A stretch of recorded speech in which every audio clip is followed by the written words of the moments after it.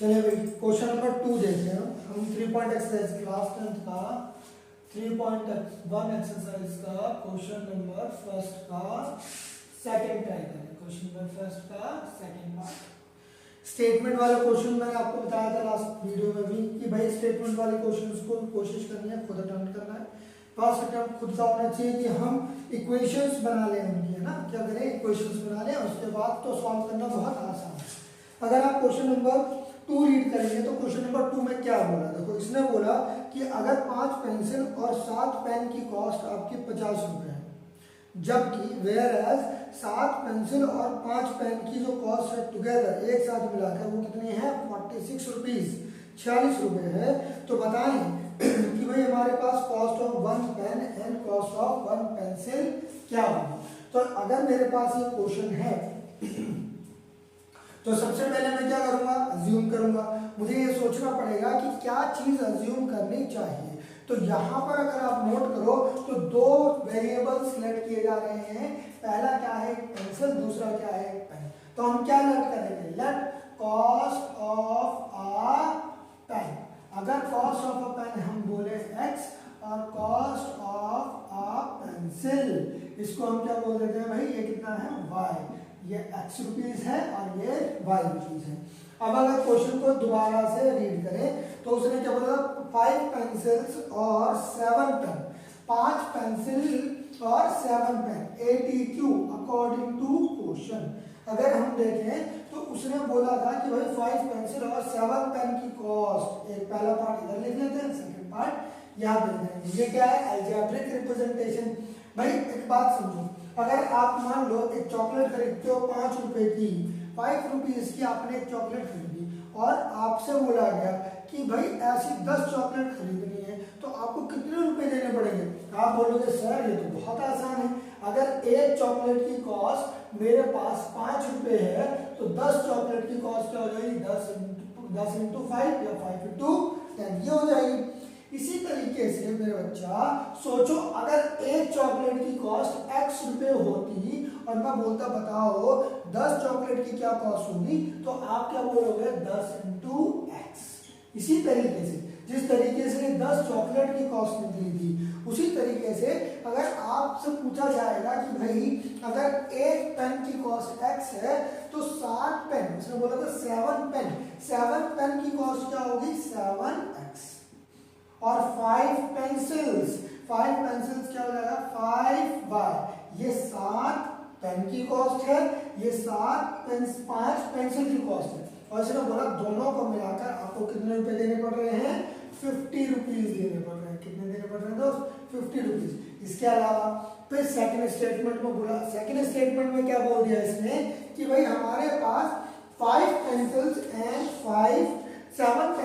And 5 pen, यानी कि pen कितने हैं भाई, पेन कितने हैं 5, तो ये क्या हो जाएगा 5x, 5 को किससे मल्टीप्लाई कर दिया x से, और पेंसिल कितनी है 7, तो ये क्या हो जाएगा 7y। ये 7 पेंसिल की कॉस्ट है, ये 5 पेन की कॉस्ट है, और दोनों को मिलाकर उसने क्या बोला है 46। कितना बोल दिया दोस्त 46, सही आसान है भाई। ये क्या था इसका अलजेब्रिक एक्सप्रेशन, कैसा था भाई अलजेब्रिक एक्सप्रेशन या अलजेब्रिक रिप्रेजेंटेशन। अगर हम बात करें कि भाई ये अलजेब्रिक रिप्रेजेंटेशन है तो अब क्या करेंगे, ग्राफिकली सॉल्व करेंगे, क्योंकि ये तो स्टेटमेंट से इक्वेशन बनी है, किससे, स्टेटमेंट से। अब इसको हमें क्या करना है, इसको ग्राफिकली सॉल्व करना है। तो हम क्या बोल रहे हैं, फॉर ग्राफिकल रिप्रेजेंटेशन, यहाँ पर लिख देते हैं भाई ग्राफिकल रिप्रेजेंटेशन, यहाँ पर हम करेंगे उसकी ग्राफिकल रिप्रेजेंटेशन। भाई इक्वेशन फर्स्ट है, इक्वेशन सेकंड है। अब इन दोनों को आपको ग्राफ पर प्लॉट करना है। मैंने क्या बताया था, आप क्या करो लेफ्ट करेंगे। भाई हम क्या कर रहे हैं, फॉर इक्वेशन फर्स्ट यहाँ पे लिख लेते हैं, फॉर इक्वेशन सेकंड। अगर इक्वेशन फर्स्ट है तो देखो इक्वेशन फर्स्ट क्या था, 7x + 5y = 50, 7x + 5y = 50। यहां से अगर हमने देखूं तो मेरे को y निकालना है, और y की वैल्यू क्या हो जाएगी 50 - 7x/50। 5। अब ये कैसा है दोबारा समझ लो कि कई बार बच्चे को नहीं समझ में आता। मैं क्या कह रहा हूँ कि भाई मुझे y निकालना है। क्या निकालना है? y निकालने के लिए मैं x को क्या करता हूँ दूसरी तरफ लेके जाता हूँ, तो ये क्या होता है 5y। लेकिन जब कभी भी साइड चेंज करते हैं तो क्या चेंज हो जाता है? साइन चेंज हो जाता है। 5y बराबर क्या होता है? 50 माइनस 7x। अब y की वैल्यू अगर तुम देखोगे तो उसमें वैल्यू पुट करनी है, यानी कि अगर वैल्यू पुट करने से पहले इस 5 को भी नीचे ले जाते हैं तो ये क्या हो जाता है? अपॉन में 5। इसी तरीके से इक्वेशन 2 को सॉल्व करो और वहां से क्या निकाल लो? वहां से y निकालो। भाई y निकालने के लिए क्या करना है? x वाला पार्ट को दूसरी तरफ लेके जाना है। अगर x वाला पार्ट दूसरी तरफ जाएगा तो साइड चेंज करने पर क्या चेंज हो जाएगा? साइन चेंज हो जाएगा। आपका साइन चेंज हो गया। साइन चेंज होने के बाद अब ये 7 बटा और मल्टीप्लाई में इसका भी तो कुछ करेंगे। क्या करेंगे? 7 को नीचे ले जाते हैं तो ये क्या हो जाएगा? 16 माइनस 5x अपॉन 7। ये दो पार्ट बन गए आपके, है ना, एक इसका और एक इसका। सेम उसको कंटिन्यू करेंगे और टेबल बनाएंगे। टेबल बनाने के लिए मैंने क्या बताया था भाई, आप क्या करते हो उसके सॉल्यूशंस निकालते हो वैल्यू अज्यूम करके। हम कोशिश करते हैं हमेशा उन वैल्यूज को अज्यूम करने की जिससे हमारे पास आंसर जो है वो पॉइंट में ना आए।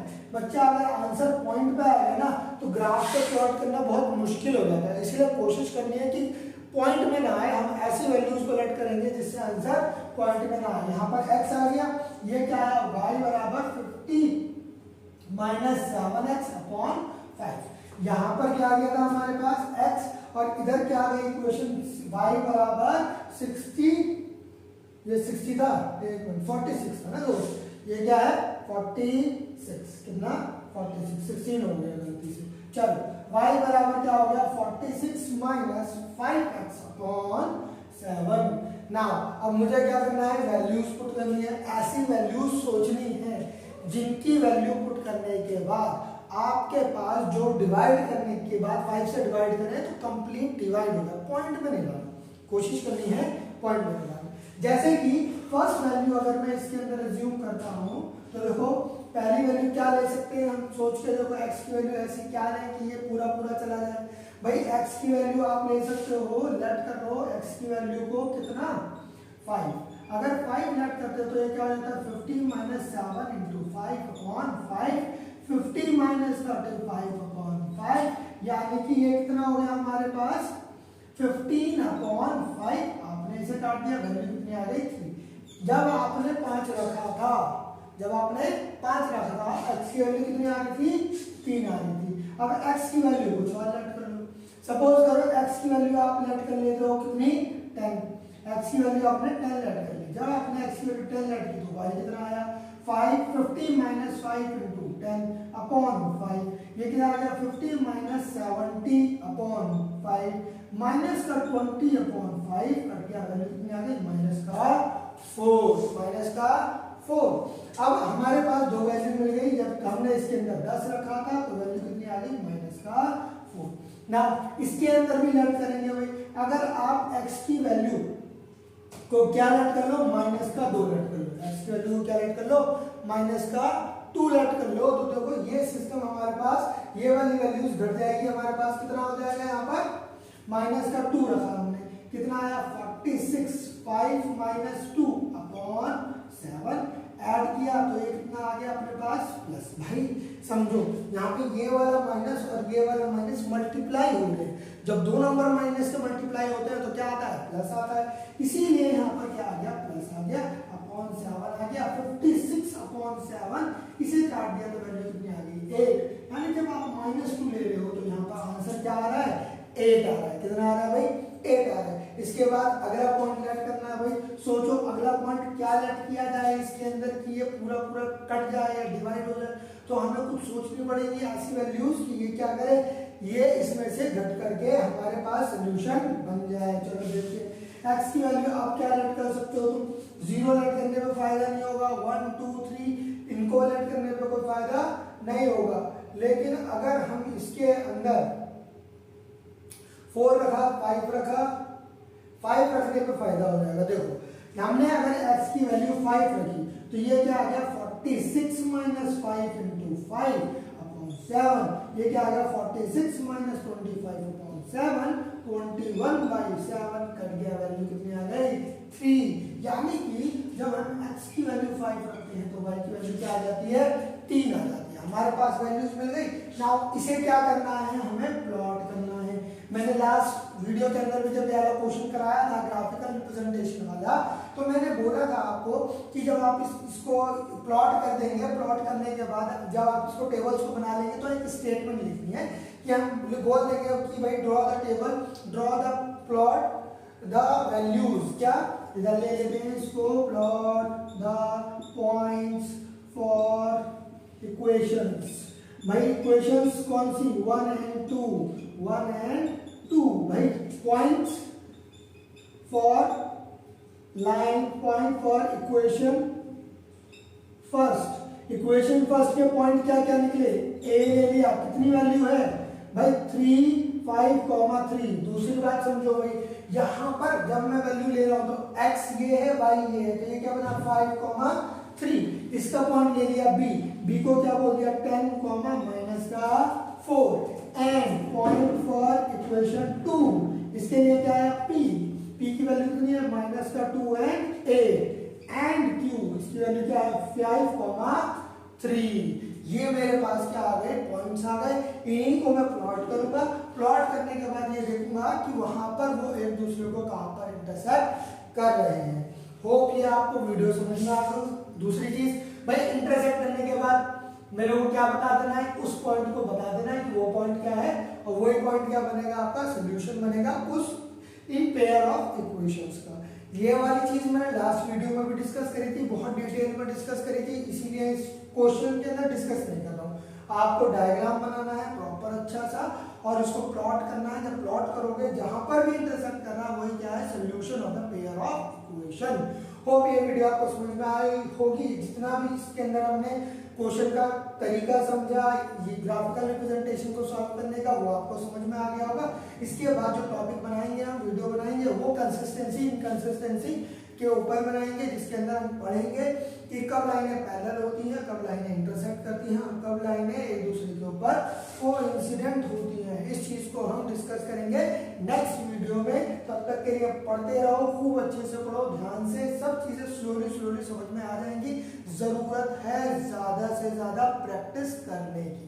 Take care, bye bye.